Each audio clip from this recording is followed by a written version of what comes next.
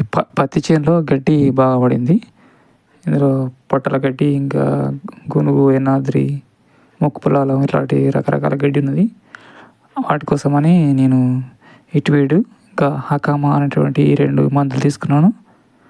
ఇవి 2 కలిపి స్ప్రే చేస్తే అన్ని రకాల గడ్డి చనిపోతుంది.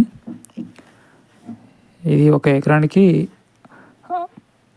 1/2 లీటర్, అంటే హిట్వీడ్ 1/4 లీటరు, హకామా అనేటువంటిది 1/4 లీటరు, 2 కలిపి 7 పంపులకు కలిపి అంతటా స్ప్రే చేయాలన్నమాట.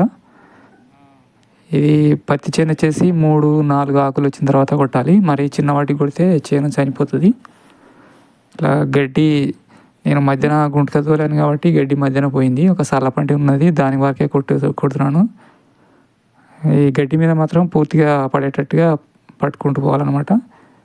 ఇది కొట్టినాక 2 రోజుల నుంచి వెళ్ళి ఏర్పు వస్తూ ఉంటుంది, నెమ్మదిగా చనిపోతుంది.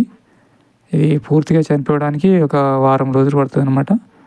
ఇక తుంగ అట్లాంటిది ఎండిపోతుంది, చావదు.